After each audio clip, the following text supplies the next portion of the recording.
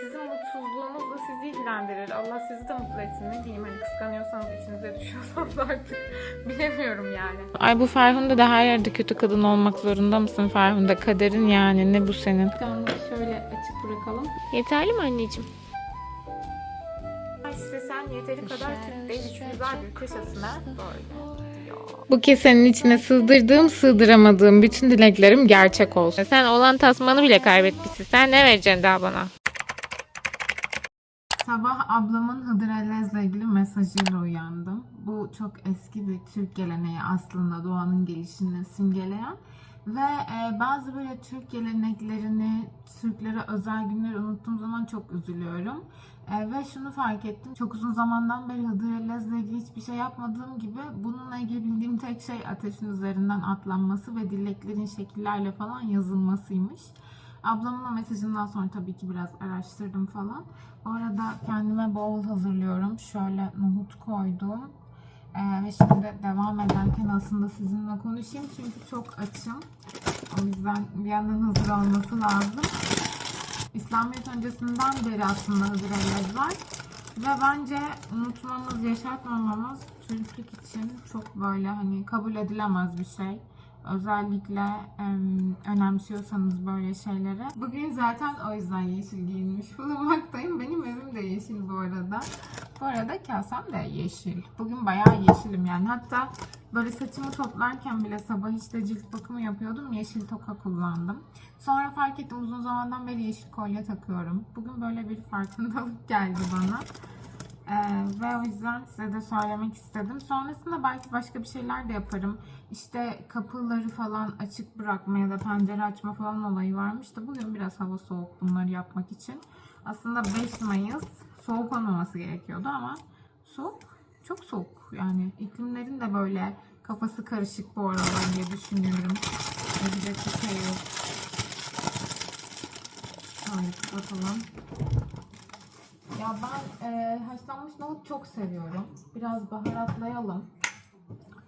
Benim en çok kullandığım iki baharat karabiber ve kırmızı biber. Bunu geçen yanlışlıkla büyük tarafından açtım. O kadar kötüydü ki.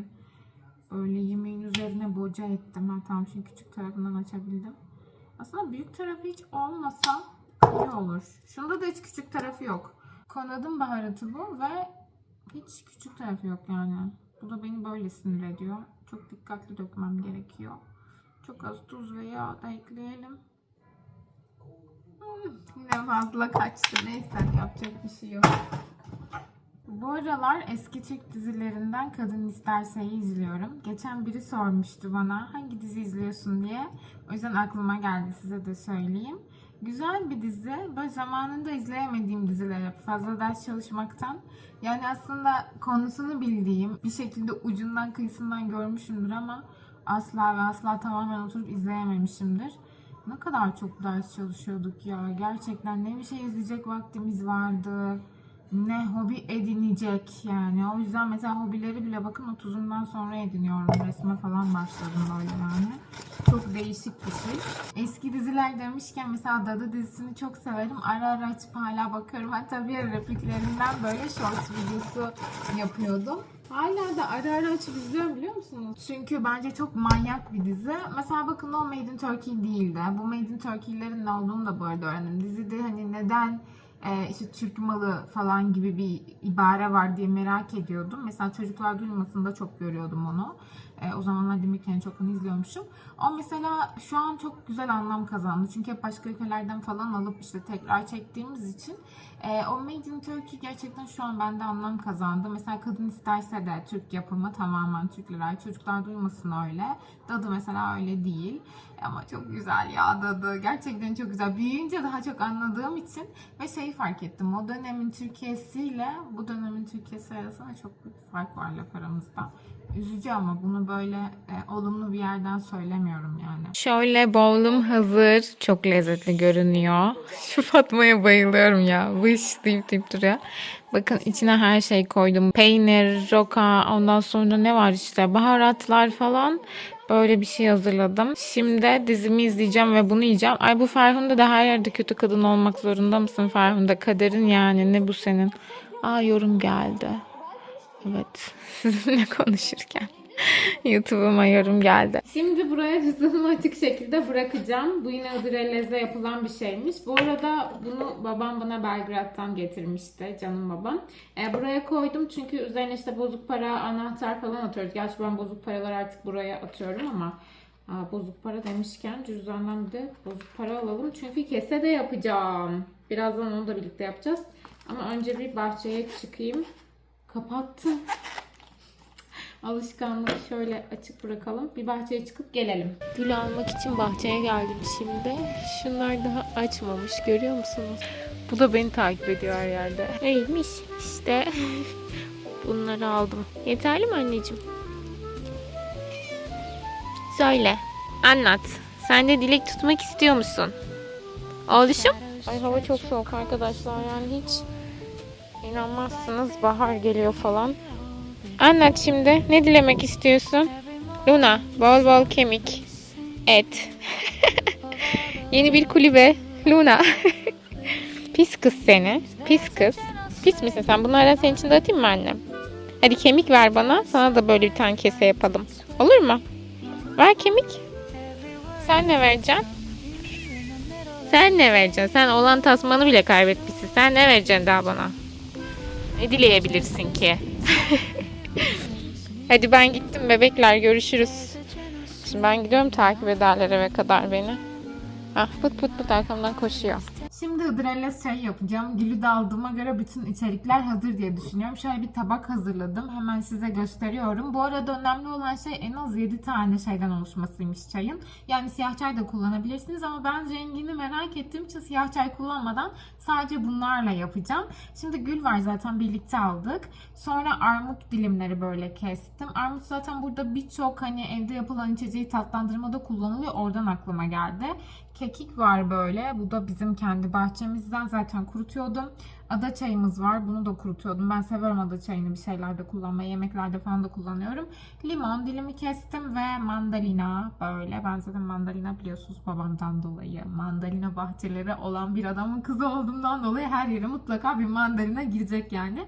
Bir de bal olacak çünkü burası 6 oldu. Bal da böyle birazcık daha şekerli olsun diye, içmesi lezzetli olsun diye düşündüm. Bunlar böyle içeriklerim. Şimdi hemen demliğimi alıyorum ve demliyoruz.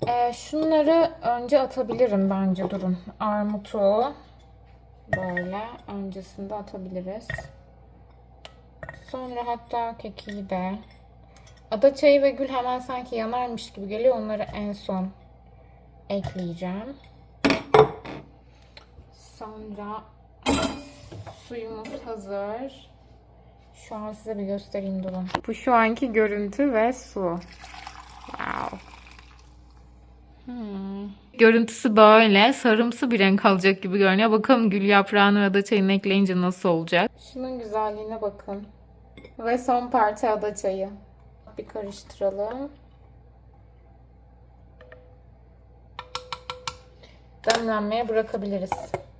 Şimdi sırada ne var biliyor musunuz?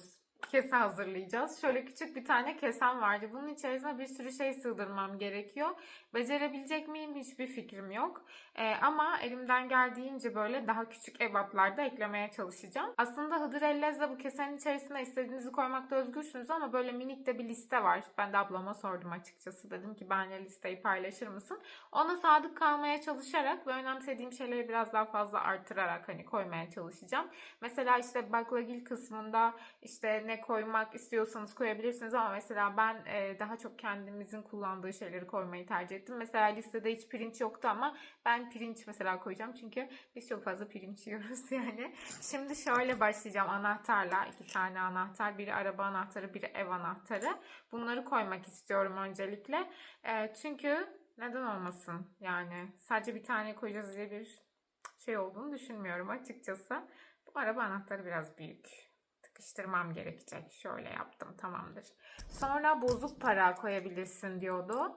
Böyle bozuk paralar koyacağız. Bende de çok bozuk para yoktu ama yani olsun, şöyle ekleyeceğim. Bal yazıyor listede ama hani çikolata falan da koyabilirmişsiniz yerine. Çünkü hani ağız tatlansın. Önemli olan oymuş. Zaten hani evde bütün yazan her şeyi bulamayacağım için çok ona sadık kalmadan kendime uyan kısmıyla keseyi de hazırlıyorum açıkçası. Bu da Baci bir İtalyan çikolatası. Böyle daha önce size bahsetmiştim bundan diye hatırlıyorum. Sevgililer gününde falan böyle birbirimize vermiştik. Ve yemedik. Ben öyle çok çikolatacı bir insan değilim. Böyle buraya koyalım. Ay bu çok şey oldu ya. Sığmadı. Çok dur. Sığdırdım. Böyle yaptım. Şimdi sırada ne var? Gül yaprağı var. Gül yaprağını en son koyalım. Bu ezilebilir. Ondan önce pirinci ve arpayı koyayım. Durun. Şu küçük koyayım. Onu böyle hazırladım. Çok küçük küçük koydum. Ay düşme. Ya ben onu sayıyla koymuştum. Durun, ben şu an bulmam lazım. Çıktı. Şimdi gelecek yorumları da tahmin ediyorum bu arada. Geçen benim kanalımda bile değil ya. Yorum yaptığım bir şeyin altına biri girmiş, ne yazmış. Zaten çok şaşırdım ona. Bu kadar işte Türklüğü önemseyen birinin de yabancı biriyle evlenmesi falan yazmış. Arkadaşlar, yabancı biriyle evlendik diye Türk olduğumuzu mu unutmamız gerekiyor? Ne olsun istiyorsunuz? Ben anlamıyorum yani. Hani açıkçası anlayamıyorum. Bir de insanların eş şeylerini sorgulamaktan acaba ne zaman vazgeçeceksiniz? Bu çok özel bir konu. Hani kimsenin haddine değil. Ben de kimsenin eş tercihini sorgulamam. Benimkini değil, böyle başkasının eş tercihini sorguladığında da diyorum ki hani ne haddine acaba diye. Kaldı ki benim kanalımda da değil. Gitmişim başka bir kanalda başka bir şey yazıyorum, bir yorum yazıyorum. İzlediğim ve beğendiğim bir videoda onun altında bile gelip böyle saçma sapan yorumlarda bulunabiliyorlar. Şimdi ben bunu hazırlıyorum ya, kesin öyle bir yorum da gelir hani. İşte sen bunu hazırlıyorsun ama işte sen yeteri kadar Türk değilsin. Sanki şey var, Türk ölçer gibi bir şey var. Kimsenin kalbini kimse bilemez, hissettiklerimizi, değerlerimizi. Ben kendimi çok iyi bir Türk olarak tanımlıyorum ve kimsenin de Türklüğümü eleştirme böyle haddi olduğunu düşünmüyorum. Yani ben kimseninkini eleştirmem. Sizin de böyle düşünenlerin de daha doğrusu haddi olduğunu düşünmüyorum yani. O yüzden hazırlıyorum da. Ne güzel. Bakın, İtalya'da yaşıyorum. Evet, İtalyan bir eşe sahibim. Bundan da çok mutluyum. Allah mutluluğumuzu arttırsın. Zaten buraya onun için de güzel dilekler yaparak ekledim. Sabah hatta ona da anlattım böyle bir şey yapacağım falan diye. Yani biz mutluyuz. Hani sizin mutsuzluğunuz da sizi ilgilendirir. Allah sizi de mutlu etsin. Ne diyeyim, hani kıskanıyorsanız, içinize düşüyorsanız artık bilemiyorum yani. Şimdi kesem hazır, gördünüz mü? Böyle her şeyi sığdırdım yalnız, aferin bana. Yani bayağı bir şey sığdı. Kırmızı kurdeleyle bunun kapanması gerekiyormuş. Bende böyle çok büyük bir kurdele var. Yani kese şu ama kurdele bu. Evet, bir yani oransızlık söz konusu ama durun. Önce bir normal şunu bağlayalım. Sonra da adet yerini bulsun diye kırmızıyla bağlayacağım. Şöyle yaptım.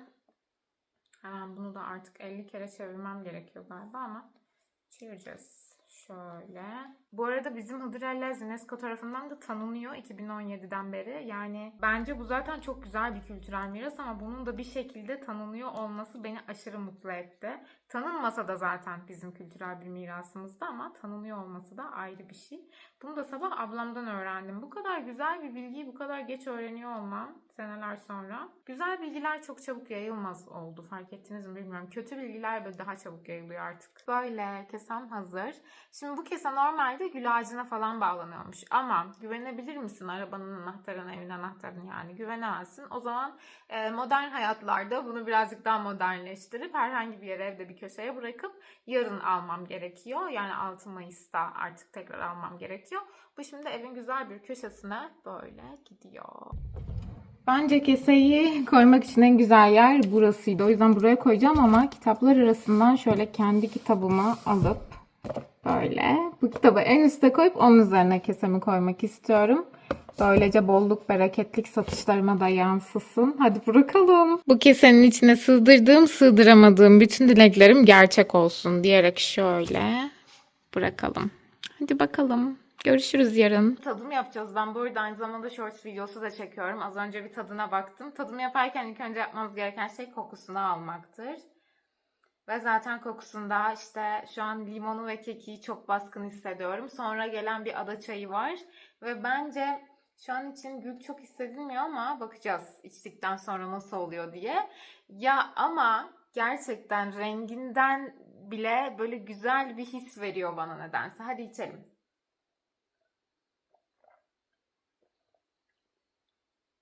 Şu an ikinci kez deniyorum. Birinciyi shorts için denemiştim. Gerçekten evet, doğru, tespitlerim doğruymuş. Son notada böyle hafif bir ağızda gül tadı kalıyor. Yani en son kalan tat hangisi derseniz kesinlikle gül. Ve ben şu anda bu bardağın dibini görmek üzereyim. Keşke bir bardak daha yapsaymışım dedirtti bana. Çok, çünkü aşırı lezzetli olmuş arkadaşlar. Bence malzemeleri birbirine çok yakışan şekilde seçmişim. Umarım siz de denersiniz. Tabii sevdiğiniz içerikleri birleştirerek ve böyle keyifli bir hıdrellez çayı olmuş olur en azından. Ben şimdi çayımın kalanını bitireceğim. İzlediğiniz için teşekkür ediyorum. Eğer bu tarz videoları seviyorsanız beni takip etmeyi unutmayın. Bugün böyle çok spontan gelişti. Yani bir anda işte ablam öyle mesaj atınca ben de kendi kendimi böyle heyecanlı görünce dedim ki bu anımı da kaydetmeliyim. Burası çünkü benim günlüğüm gibi, birçok insan zaten artık YouTube'u öyle kullanıyor. O yüzden hani bugün sizi böyle sıkmış da olabilirim, mutlu olmuş da olabilirsiniz, bilmiyorum, ama benim normal bir günümü izlemiş oldunuz. Umarım boşuna zaman harcamamışsınızdır bunu izleyerek. En azından şu zaten zor olan hayatta birkaç dakikanızı bana ayırarak belki böyle kafanızı dinlendirmişsinizdir, bilmiyorum, ama eğer o işe yaradıysa bile mutlu olurum gerçekten. Eğer güzel dilekleriniz varsa Hıdrellez'i kaçırmayın, çünkü çok güzel bir fırsat dilekler için. Kendinize çok iyi bakın ve umarım hepinizin güzel dilekleri gerçek olsun. Görüşmek üzere.